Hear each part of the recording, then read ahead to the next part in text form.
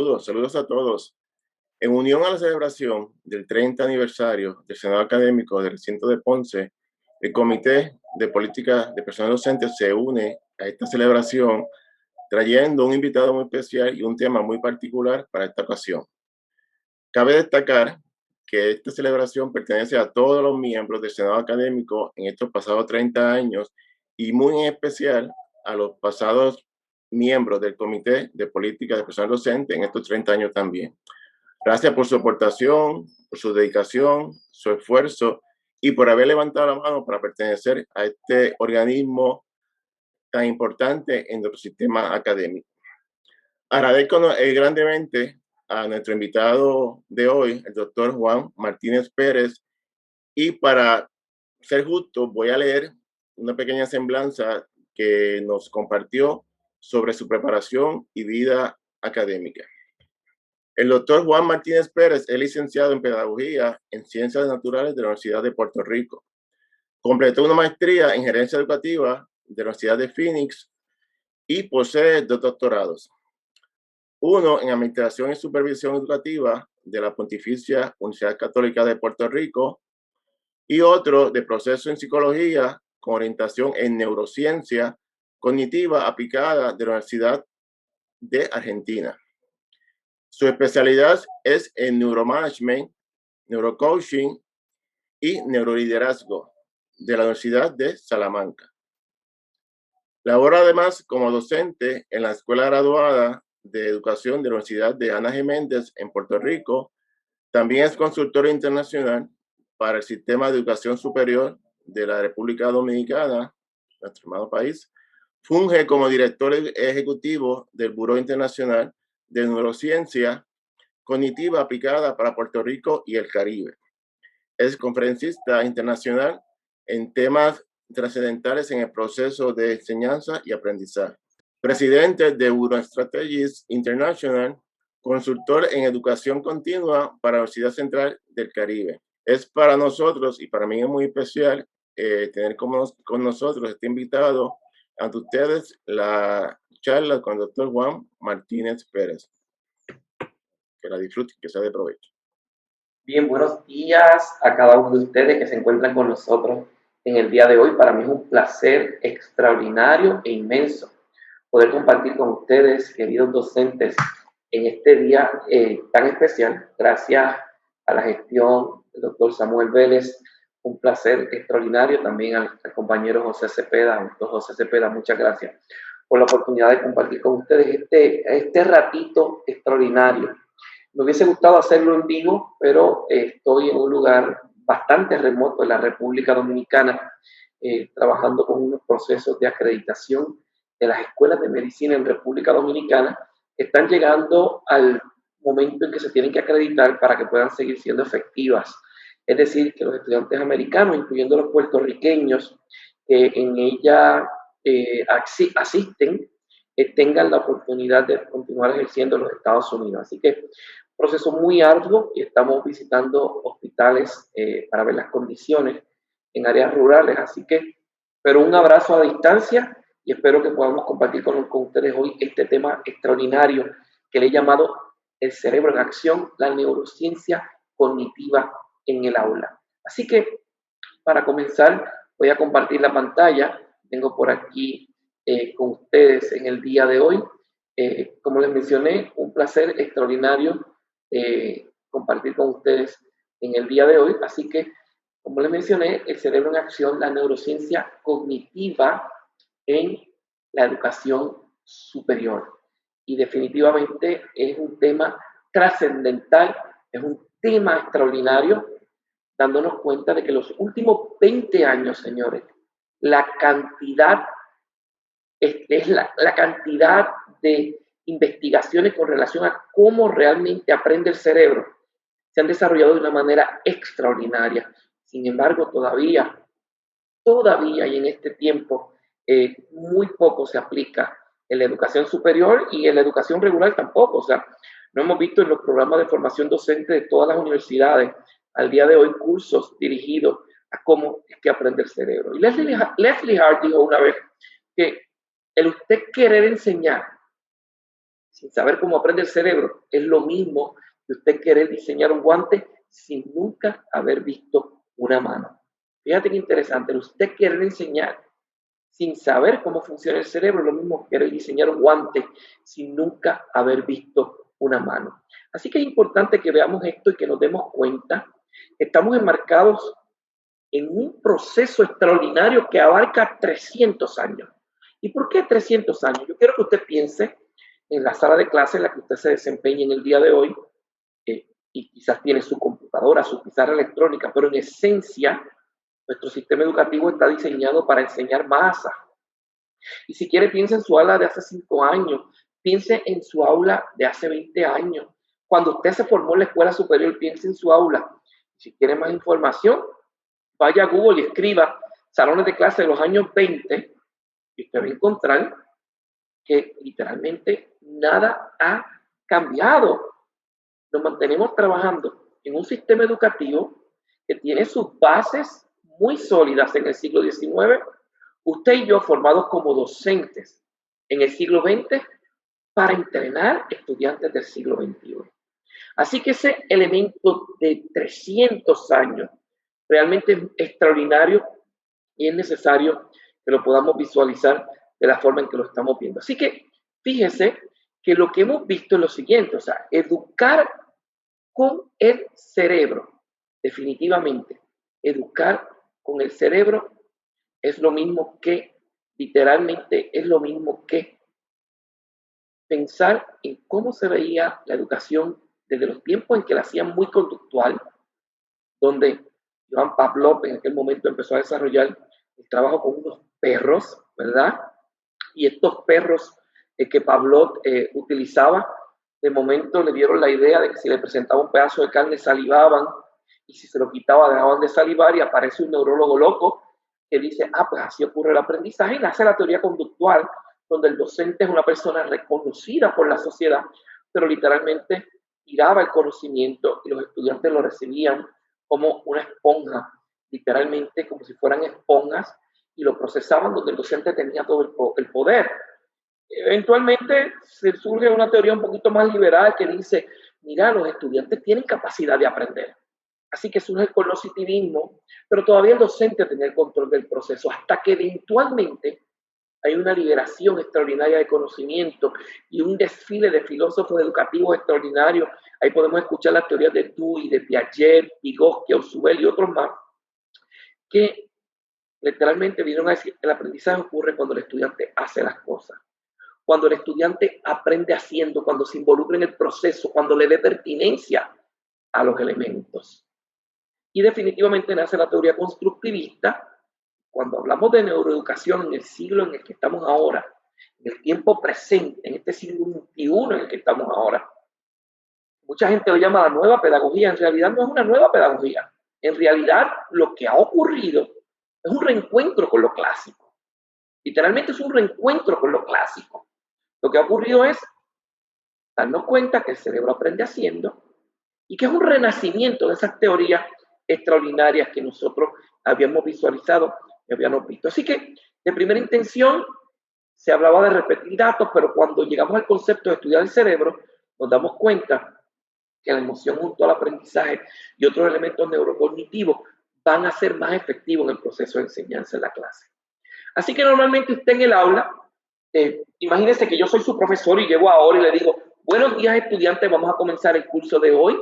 Quiero que empecemos definitivamente, y esta es la clase, presten atención. Si los globos cayeran, el sonido no podría llegar, puesto que todo estaría demasiado lejos del piso apropiado. Una ventana cerrada impediría la llegada del sonido. Tenga en cuenta que todo depende del flujo constante de electricidad. Así que una ruptura en el cable va a provocar problemas. Por supuesto que el hombre podría gritar, pero la voz humana no es lo suficientemente potente como para llegar tan lejos.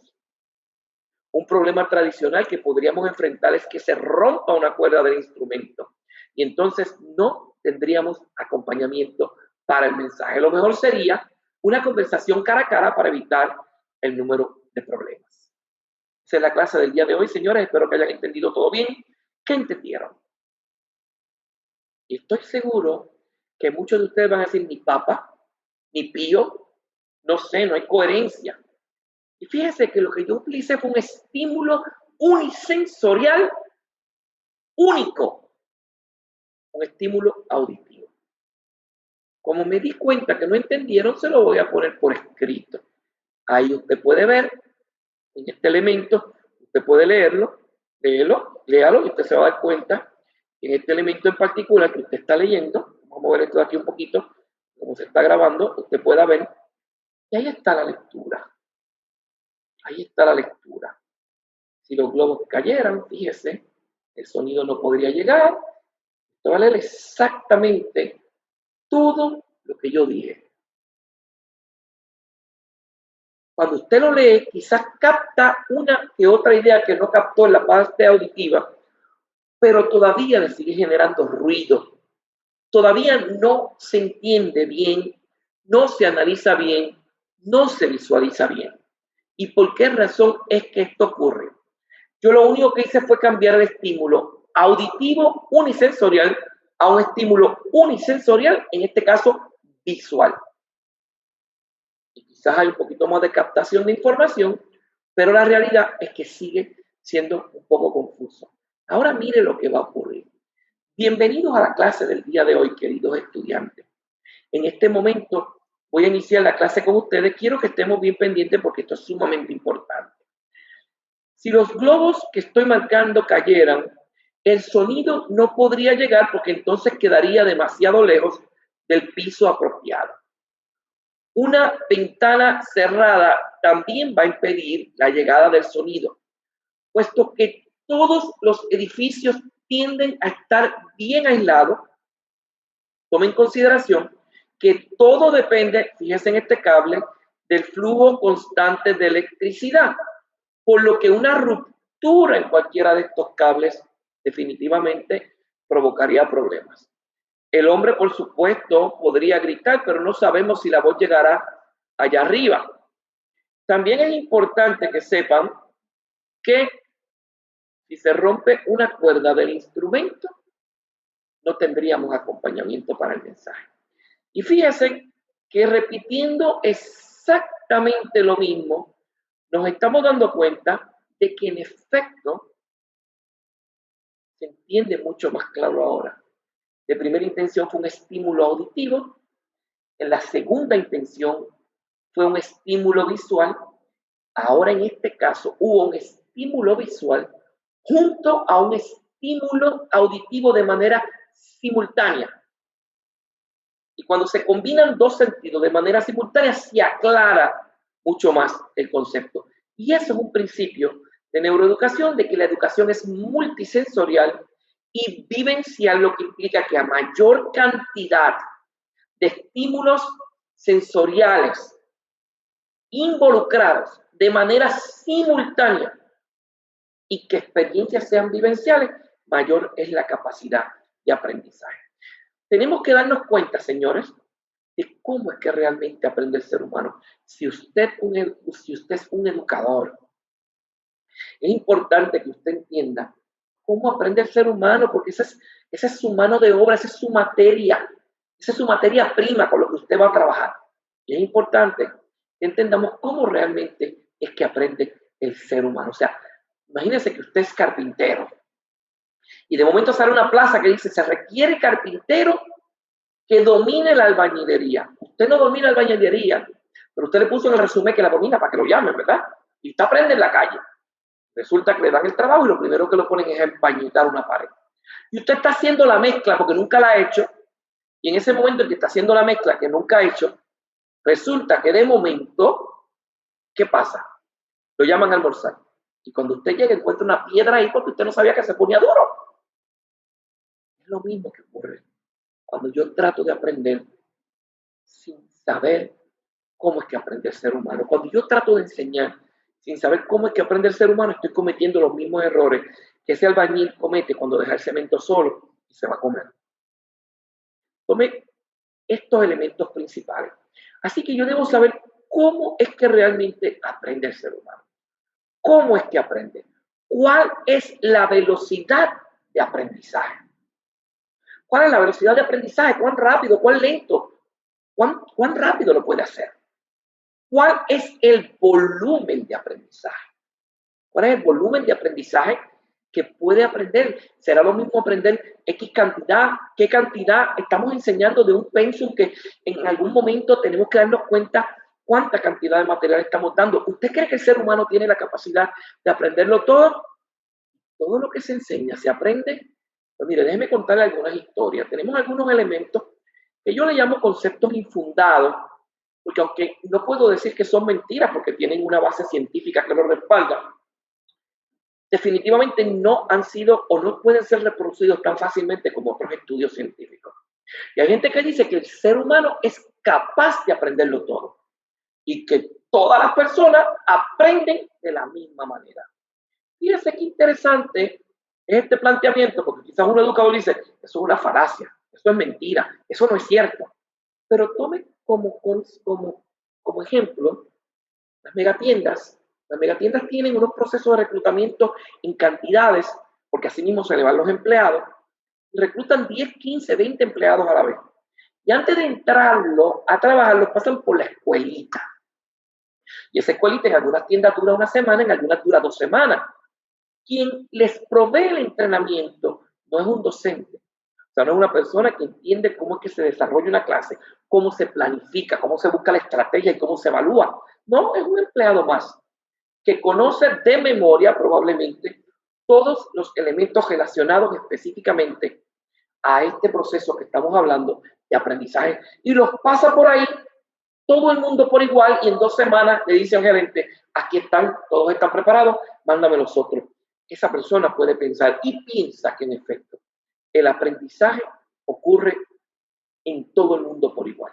Sin embargo, hay otras aportaciones extraordinarias, investigaciones con mucho sustento, donde se establece que la velocidad del aprendizaje depende de cada persona y que la capacidad de aprender es personal.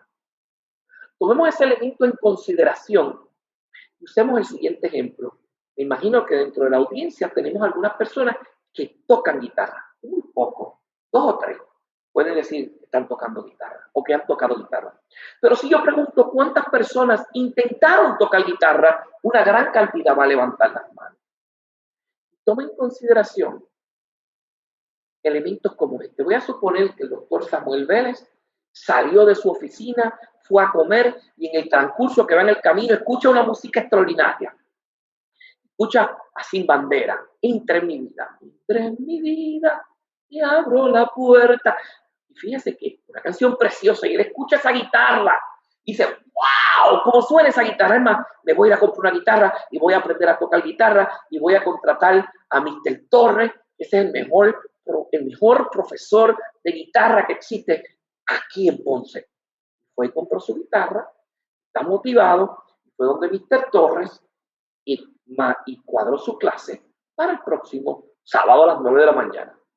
En el otro lado está mi amigo, el doctor Cepeda, en sus años de juventud, sentado en su casa viendo televisión, y llega su papá y le dice, bueno, mijo, tú tienes que ponerte a hacer algo, tú tienes que ponerte a trabajar, porque tú no estudias, tú no trabajas, tú no haces nada.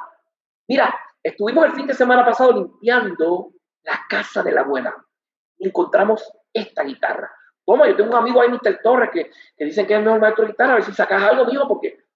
Y ya Mr. Torres tiene al doctor Vélez muy motivado, escuchó la música y decidió, y tiene al doctor Cepeda que va obligado a tomar clase de guitarra. Y pasó el primer día. Y el primer día la clase es igual para todo el mundo, los que han tomado clase de guitarra, quizás la parte de la guitarra, los 3 tonos básicos, re, la, mi, y si acaso el ritmito de Se Matan Dos. Ve, para empezar. Cuando van a la segunda clase,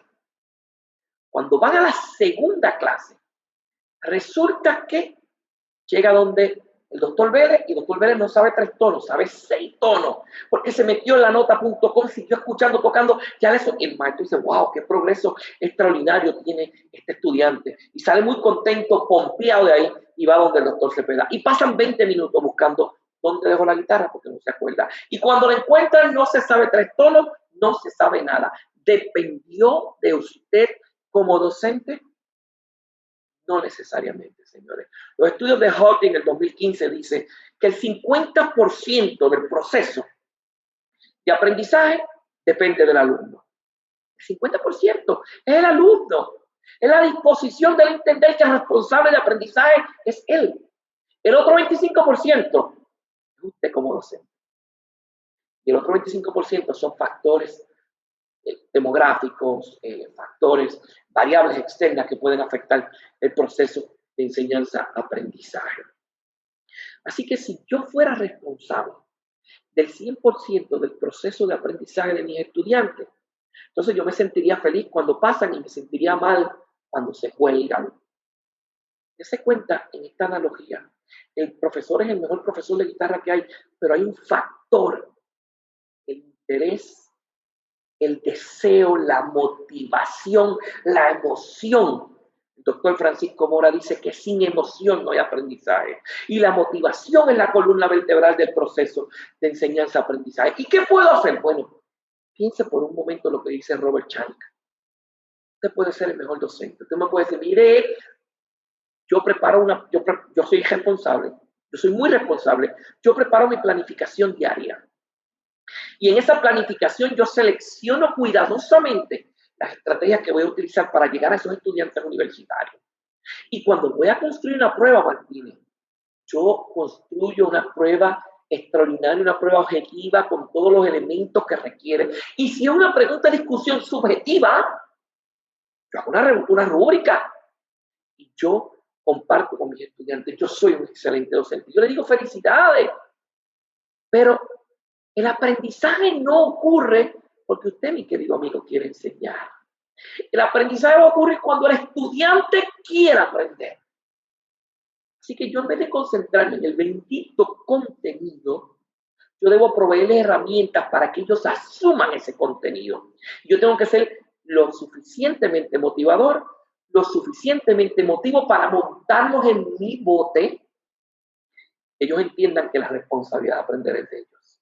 Que yo soy lo que dice el constructivismo, un facilitador del proceso de enseñanza-aprendizaje. Y eso es extraordinario en este tiempo en que estamos viviendo, señores, que nos demos cuenta que somos facilitadores de ese proceso de enseñanza-aprendizaje y que le bajemos de una vez y por todas dos al contenido.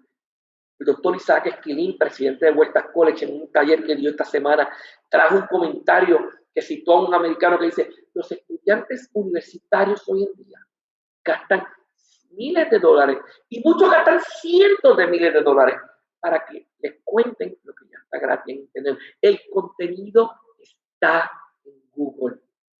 Basta ya de abrir las mochilas de nuestros estudiantes y decirles: llévate esto, esto es importante, no dejes esto, oye esto, y uno ya emocionado como estudiante: wow, todo lo que me están dando. Cuando llegas a tu área de estudio, ¿para qué era esto?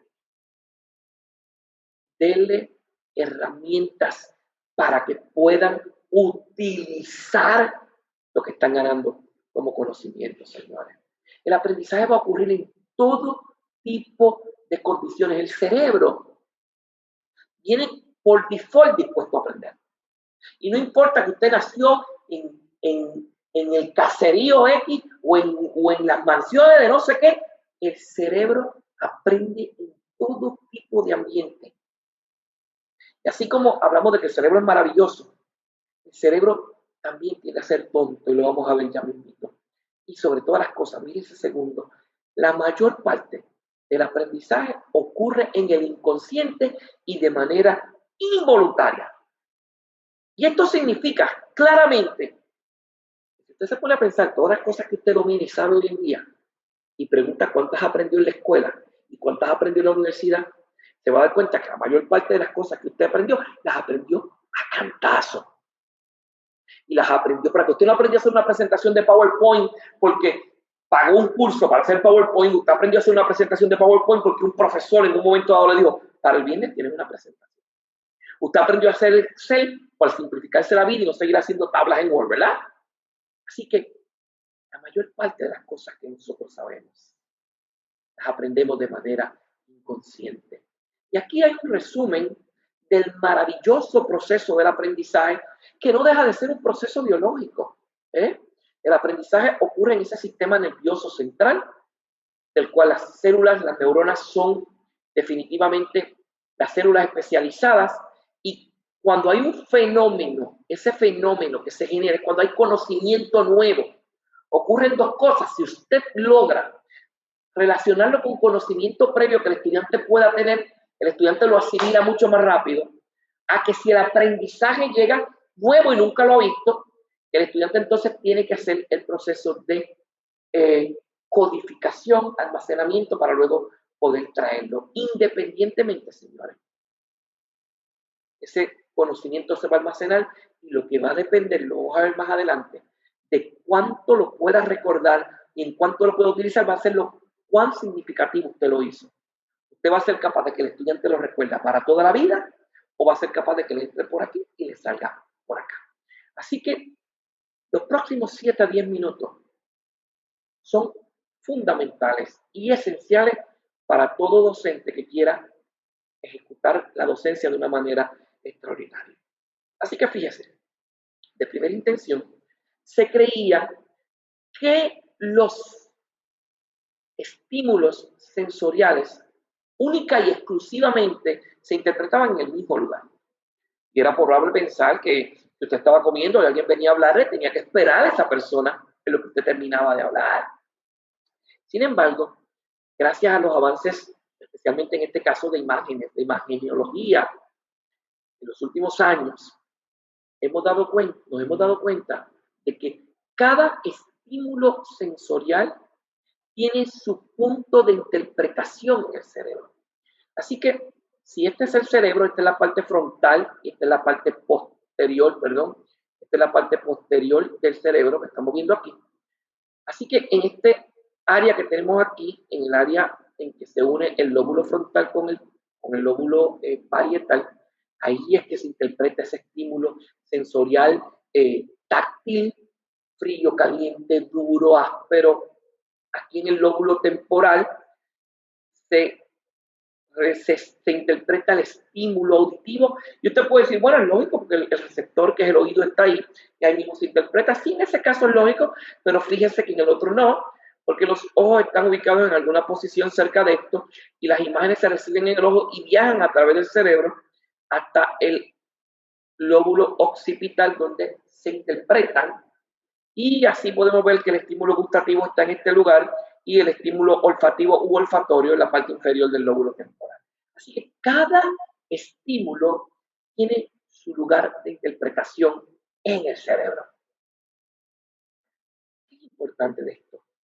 Que la maravilla de las imágenes, el descubrimiento nos ha mostrado que se pueden interpretar de manera simultánea, que fue lo que ocurrió cuando hicimos el ejercicio ahorita de los globos.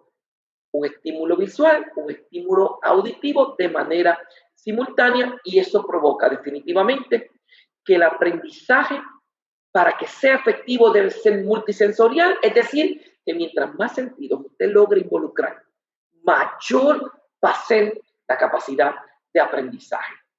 Y el proceso por el cual ocurre el aprendizaje no es neurogénesis, es decir, cada vez que se aprende algo nuevo es erróneo pensar que se generan nuevas neuronas.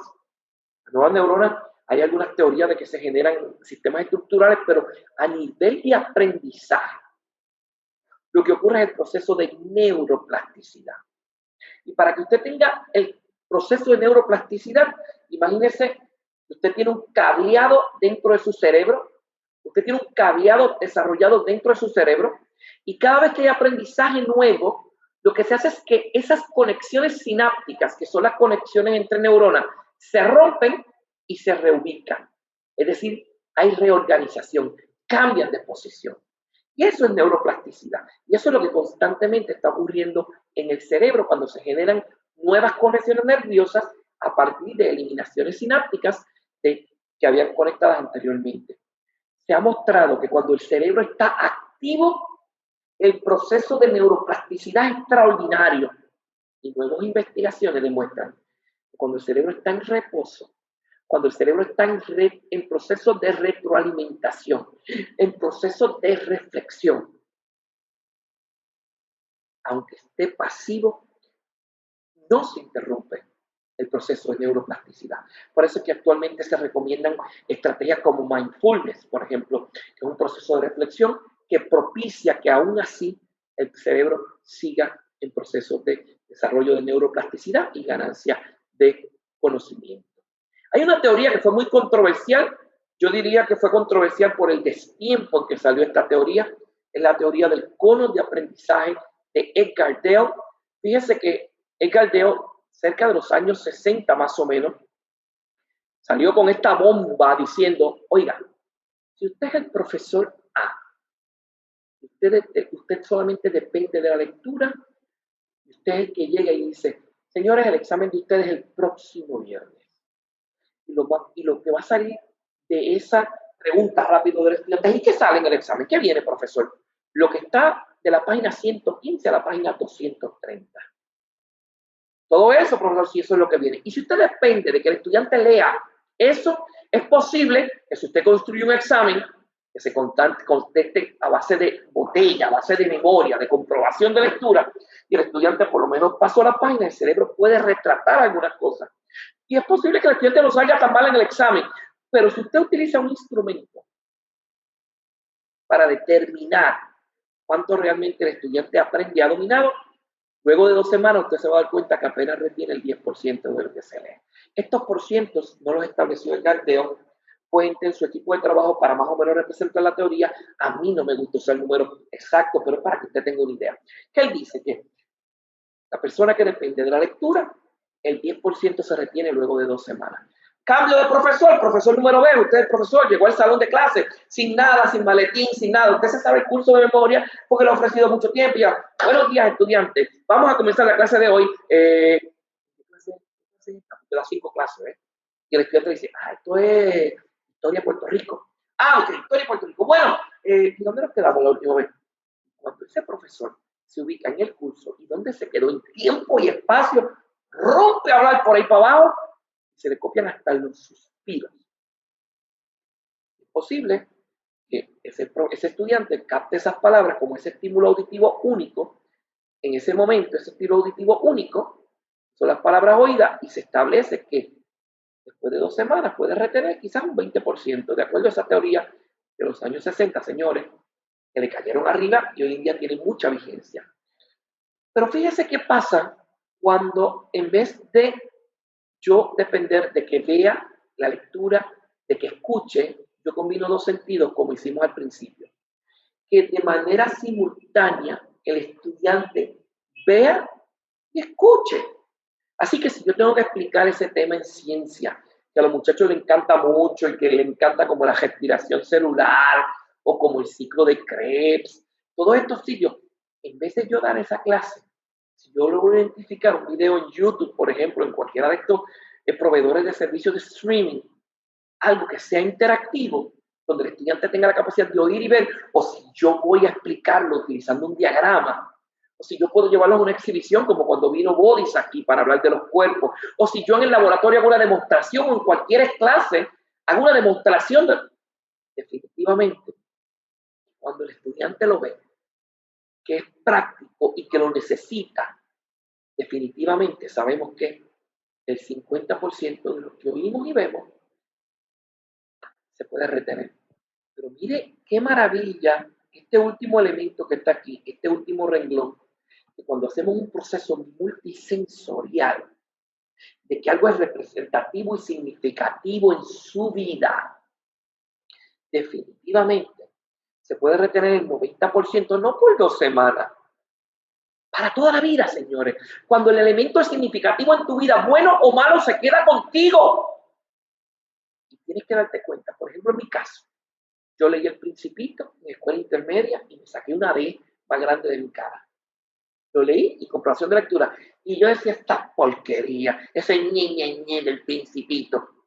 El profesor Miguel Figueroa, profesor de teatro, extraordinario, monta la obra El Principito en 9º grado y un TDAH como yo, presentado, quiere salir de la obra y me dan el papel del Principito. Señores, eso fue hace 20 y pico de años en la escuela intermedia. El día de hoy, yo me sé esa obra completa, me acuerdo de los cambios de vestuario, me cambio de los personajes, Y me acuerdo y puedo decir, lo que tú no entiendes es que cuando alguien ama una flor que vive en una estrella entre millones y millones de estrellas en el cielo, tú puedes ser feliz solo con verla. Yo me acuerdo de eso. Claro, no puedo hacer los pasos porque ya ha pasado mucho tiempo, pero cuando los elementos son significativos, se quedan en tu vida. Hagamos que sea significativo para nuestros estudiantes. Hagámosle entender que esto es importante y que lo necesitas. ¿Quieren un ejemplo más? ¿Qué ustedes estaban haciendo el lunes pasado? ¿Cómo vamos a ponerlo el domingo? Vamos, el domingo. Este domingo que pasó. ¿Qué ustedes estaban haciendo a las 3 de la tarde? Usted en su mente va a empezar a buscar lo que usted estaba haciendo el domingo pasado a las 3 de la tarde.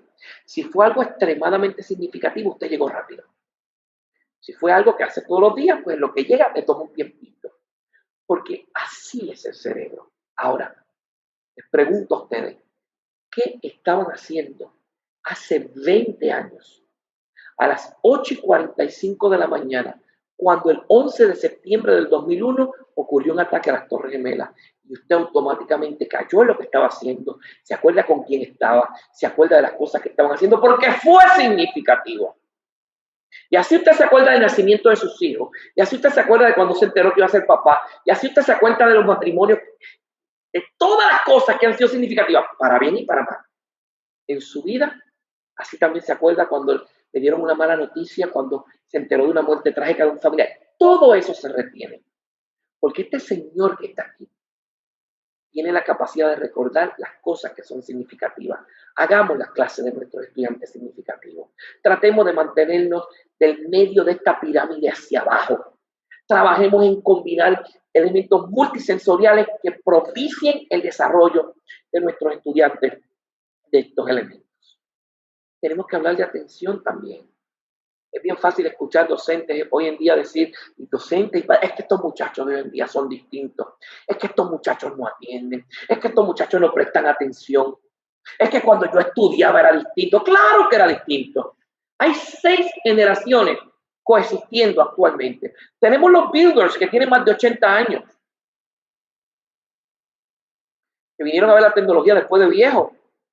Tenemos los baby boomers, que se enfrentaron a la tecnología de internet después de adultos. Estamos en la generación X, los cuarentones. Y mi primer contacto con la internet fue un mensajito que yo envié de la UPR Calle en primer año. Me conecté para mandar un mensajito de texto a una amiguita que tenía por allá en Texas. Y le mandé un mensajito por una cosa que se llamaba ICQ. Sé que muchos se están riendo ahora, porque usted se paraba frente a la computadora a mandar el mensaje y usted esperaba ahí hasta que decía, ¡wow! Llegó 5, 7, 8 minutos. Imagínense que el WhatsApp tal vez hoy. Luego vienen unas generaciones como los millennials, la generación Z, que la tenemos en los salones de clase, la generación Alfa, que empezó a nacer del 2010 para acá, señores que vienen con un chip de tecnología insertado. Y que yo recuerdo en mi tiempo que mi primer juego electrónico, no fue un Atari, no soy tan viejo, fue el Super Nintendo. Y el Super Nintendo extraordinario, me acuerdo que tenía 2 juegos, que fue con lo que trajo. Ahora no trae ni juegos, él traía 2 juegos. Traía Super Mario Bros. Y a matar patos con una pistola anaranjada al televisor. Y yo recuerdo cuando yo empecé a jugar el Super Mario Bros., la musiquita automáticamente se me grabó para toda la vida, y a todos ustedes también. Todo eso lo tenemos grabado. Ahora bien, a mí me tomó 3 meses más o menos, sin mentirle. 3 meses el yo poder rescatar esa princesa. En el 8-4. Siempre me mataban y la pude rescatar cuando aprendí trucos de brincar de un lado a otro. Les regalan juego a estos muchachos hoy en día y a la media hora están aburridos porque ya rescataron todo, porque ya lo jugaron completo. Claro que son distintos, profesor. Claro, porque en el momento en que nosotros nos formábamos, los elementos que captaban nuestra atención eran muy pocos, no había cosas para distraernos. Los estímulos que llegan hoy en día estos muchachos son extraordinarios y usted tiene que convertirse en el estímulo más llamativo para captar la atención. Y después que capte la atención, tenemos que mantener la concentración de estos muchachos. Es importante entender que la atención es que no me mira, es que no me escucha. No tiene que ver con nada físico. Porque usted tiene estudiantes que se le sientan al frente, le copian hasta los suspiros, le copian todo ustedes y ¿sabe qué? Se cuelgan igual. Y tiene uno que se siente en la parte de atrás con un abrigo, con una camisa a dormir y le sale bien. No tiene que ver con eso físico. A veces usted está dando un taller, una charla en vivo y tú ves a la gente haciendo wow, y quizás acá tú dices, wow, qué bien me está quedando. De momento, la persona lo que está diciendo es, si este se callara ya, ¿ven? Y a veces están haciendo así, tú le preguntas, ¿qué usted opina? Están perdidos. Así que la atención va mucho más allá. Y dése cuenta que la atención se distribuye equitativamente en el cerebro en todos lados y de manera simétrica. Lo que hay en el izquierdo, lo hay en el derecho, en los mismos lugares. Así que cuando hablamos de atención, hablamos de más allá, hablamos de diferentes componentes, no es si me mira o no me mira. Y en el ámbito educativo, precisamente, yo quiero que mis estudiantes desarrollen el concepto de atención sostenida. Es importante para mí ese concepto, pero la atención sostenida, usted no puede ir a un curso a la universidad a tomar, me voy a matricular en atención sostenida de manera electiva, porque no existe. Esto lo desarrolla usted los muchachos cuando toma un examen, cuando usted logra motivarlos, que se concentren en lo que usted está diciendo. Y es importante desarrollar la atención sostenida, porque muchas profesiones hoy en día dependen de esto. Un controlador aéreo, un cirujano, pueda mencionar todas las que usted quiera. Y la atención sostenida es la que le permite a usted permanecer consciente durante largos periodos de tiempo. Mantenerse concentrado durante largos periodos de tiempo. El problema es que todo el mundo quiere prestar atención, pero aparece una atención que se llama selectiva. Y esta tiene una característica muy peculiar, y es que es involuntaria. Es decir, te roba la atención sin tú darte cuenta. Y tenemos estudiantes como este servidor, que somos TDAH, trastorno de déficit de atención, con hiperactividad, y si usted está escribiendo en letra 12 la H20, es importante que se dé cuenta que hay personas que no tienen problema en mantener la atención, pero hay estudiantes que la pierden no porque quieran, sino porque tienen una aptitud, que cuando estaban formándose en el desarrollo, tuvieron trastorno del neurodesarrollo que los cargamos para toda la vida. Esto no es algo que se quita y se da, y si usted es disléxico, usted se le quitó la dislexia, no se quita. Los trastornos del neurodesarrollo, como la dislexia, que genera un problema extraordinario para la lectura, la discalculia, que genera un problema extraordinario para los cálculos matemáticos, la disgrafia para la escritura, y el TDAH, que tiene que ver con el comportamiento y la capacidad de comportarse, también. Las personas que tienen problemas de atención pueden decir, hoy me voy a concentrar en la clase del doctor Vélez, estoy aquí para tomar la clase. Y literalmente entra un mosquito al salón, un mosquito, y se fueron con el mosquito. Y siguen con el mosquito, porque el mosquito es el más llamativo en el salón. Y hasta que el mosquito no sale, regresan aquí. Todo eso se perdió. Yo tengo que convertirme en el atractivo mayor del salón de clase. Evitar todas las posibles interrupciones que puedan haber, porque todavía en el sistema universitario hay interrupciones. Permiso, cuando termine la clase vaya al salón, a la oficina. Permiso, mire, es la clase graduanda que está ofreciendo serenata. Todas esas interrupciones son mortales para las personas que tienen problemas de atención. Así que es sumamente importante entender esto. Es importante entender también que existe una atención alternante, esa ya es voluntaria. Usted está leyendo un libro, alguien se le acerca, usted se desconecta del libro, lo atiende y regresa. Usted está viendo su peliculita de Netflix, usted la para, atiende y regresa.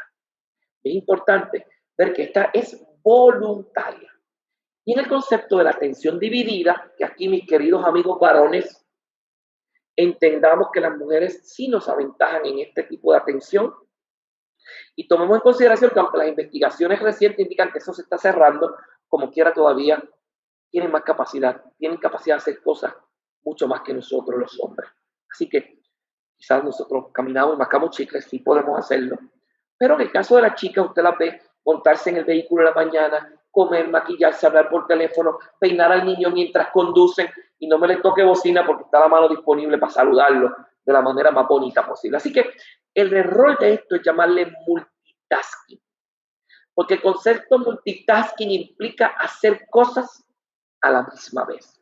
Sin embargo, no estamos haciendo cosas a la misma vez si se cambia de estímulo en milisegundos. Y se cree que las chicas tienen esta posibilidad mayormente desarrollada. Tome en consideración que a nivel anatómico hay unos elementos bien extraordinarios que están saliendo ahora. Y fíjese, este concepto de la visión del hombre y la mujer, cómo se percibe desde el cerebro. Y es sumamente interesante saber que la visión del hombre es mucho más reducida, el espectro de visión es mucho más cerrado que el de la mujer, que es mucho más amplio.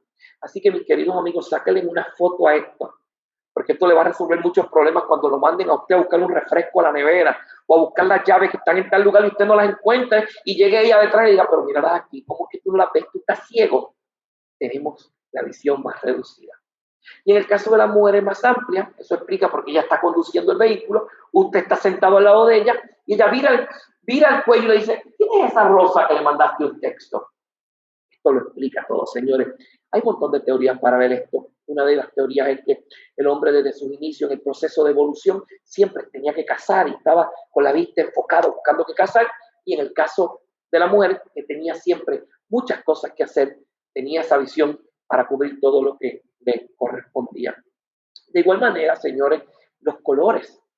Se ha mostrado que el hombre ve un color verde y es verde, o rojo, o violeta, o rosado, o anaranjado, y usted puede ver ahí, en el caso de la mujer, ve el rosa claro, el rosa oscuro, el rosa fucsia, el fucsia rosa, tiene un mayor espectro para ver los colores y diferenciarlos.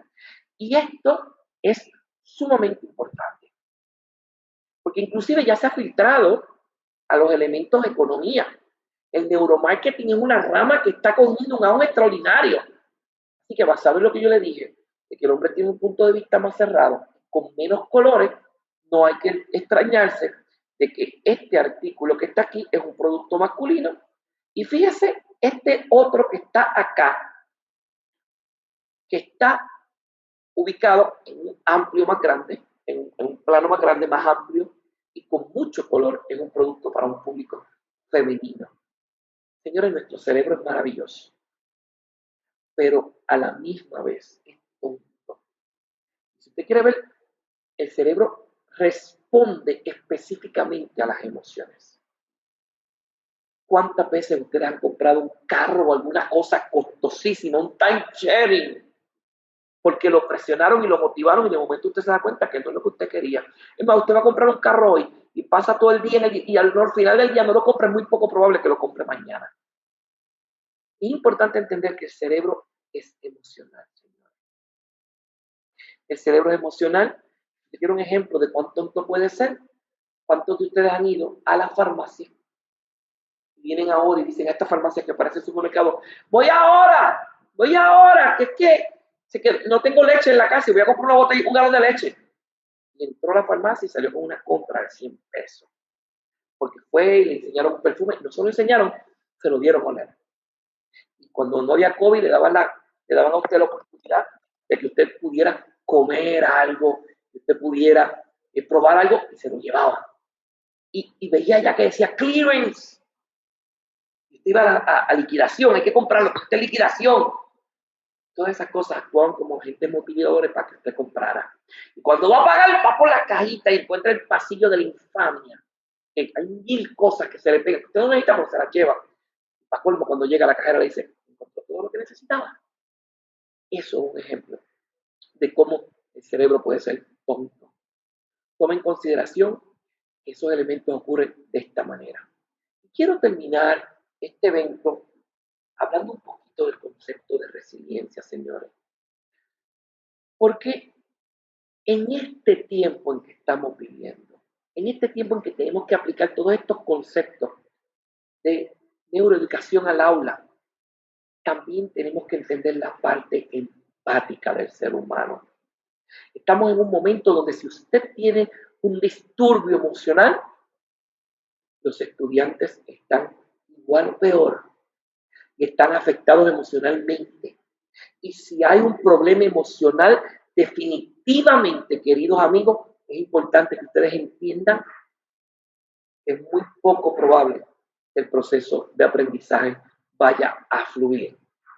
Así que es importante ver este concepto de resiliencia en el tiempo en que estamos viviendo y darnos cuenta de qué es lo que ha pasado.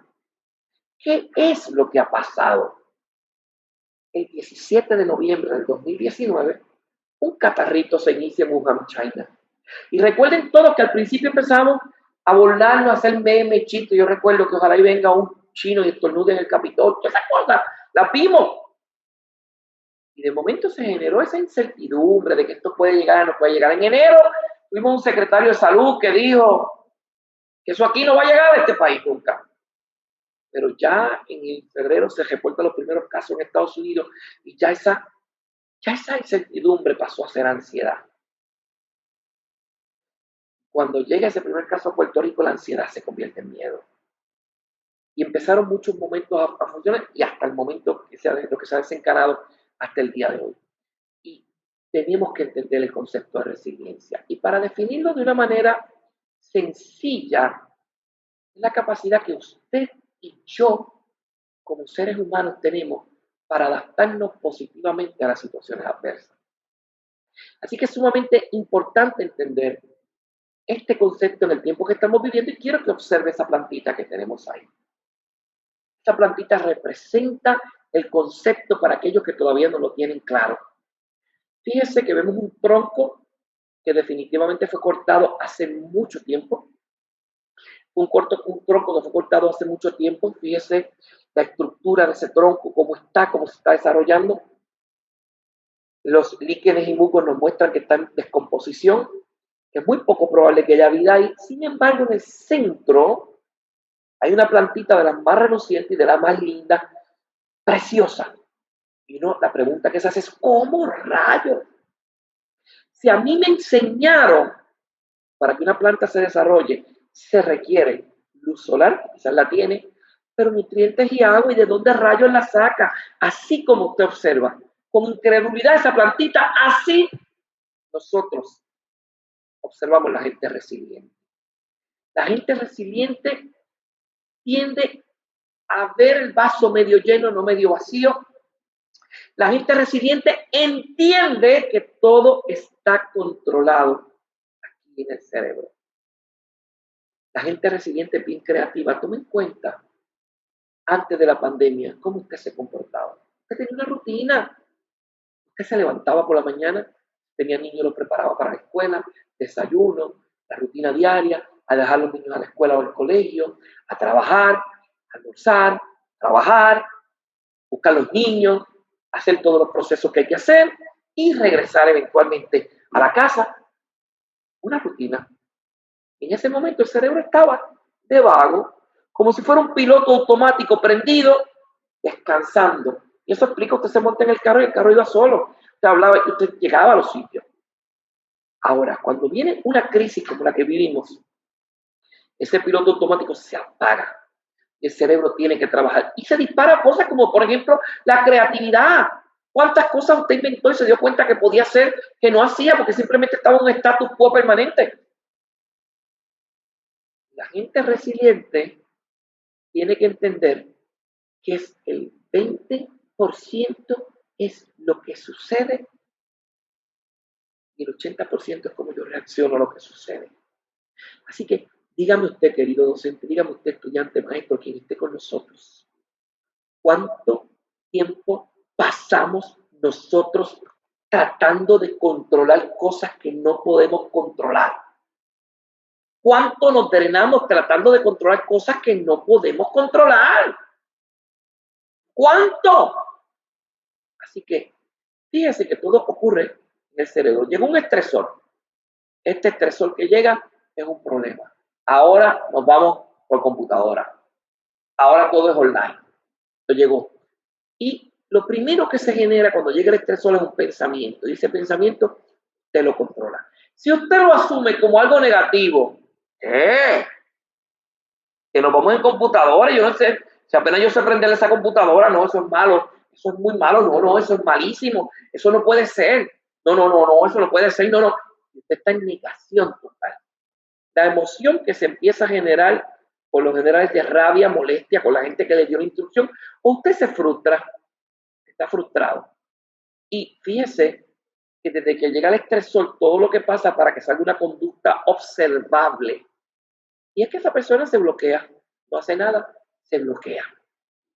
Ahora, si por casualidad cuando llega ese estresor, usted lo asume como un cambio o como una amenaza, usted lo asume como un cambio o como una amenaza, el pensamiento que se genera es de cambio o de amenaza. Esto es decir, wow, por computadora ahora, esto va a cambiar lo que yo siempre he hecho. Esto es difícil y se amenaza. Ahora puede ser que traigan otros profesores que dominan la tecnología y a mí no me den más cursos y yo no puedo hacer esto. ¡Wow! La emoción que se empieza a generar ya es de ansiedad, es una emoción de ansiedad. Puede la gente estar en depresión, usted no tiene idea de cantidad de personas que están en depresión, que se han mantenido en su casa esperando que llegue la normalidad que probablemente no llega. Y lo que se genera entonces es un proceso de victimización, un proceso de ser víctima. Y la gente se siente víctima de la adversidad. Ahora, sin embargo, cuando llega el proceso nuevamente, y lo hacemos de afrontamiento positivo. Cuando es decir, wow, esto está complicado, pero esto va a cambiar. Esto también va a pasar.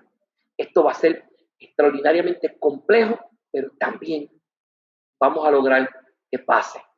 Entonces, se genera un proceso de lucha y de aceptación. Ya se desarrolla resiliencia. Este es el proceso a seguir. Entender que lo que va a pasar, y de esa misma manera nosotros caminar en dirección. Y cierro con esto, señores. Tomemos en consideración estos 8 puntos para desarrollar resiliencia, especialmente donde nosotros estamos ubicados ahora mismo. Démonos cuenta, señores, que las circunstancias nunca son perfectas, tu actitud sí.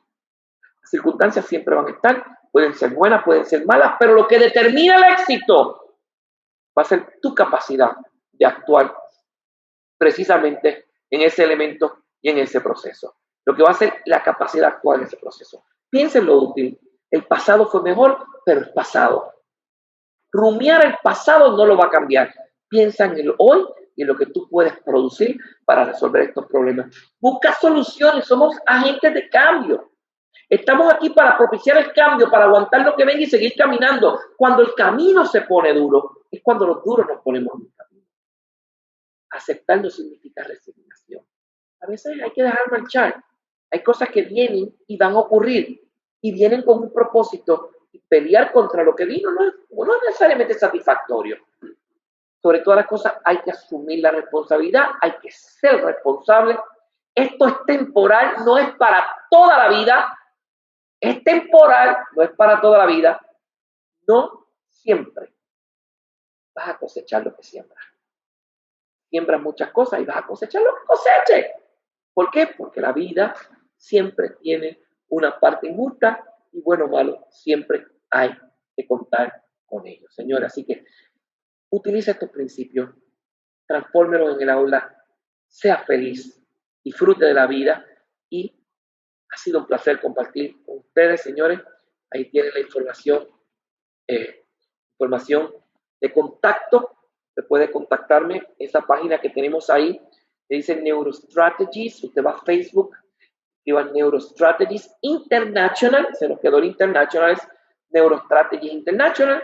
Usted va a tener la oportunidad de ir a una página de Facebook que tiene una cantidad de recursos extraordinarios y ahí tiene mi WhatsApp, se puede comunicar conmigo para cualquier elemento o información que usted necesite. Señores, ha sido un placer extraordinario compartir con ustedes en el día de hoy. Espero que en efecto puedan continuar desarrollándose en cada una de las áreas que ustedes hagan y como siempre digo, para adelante que para atrás no hay nada. Bendiciones a cada uno de ustedes, cuídense mucho y seguimos en contacto. Gracias por la oportunidad, doctor Vélez, gracias por la oportunidad, doctor Cepeda, y siempre que me necesiten cuenten conmigo, hoy a la distancia, por las circunstancias en que nos encontramos, pero ya eventualmente estoy seguro que podemos saludar personalmente y hacer eventos presenciales o sincrónicos. Así que bendiciones a todos, cuídense mucho. Bye bye.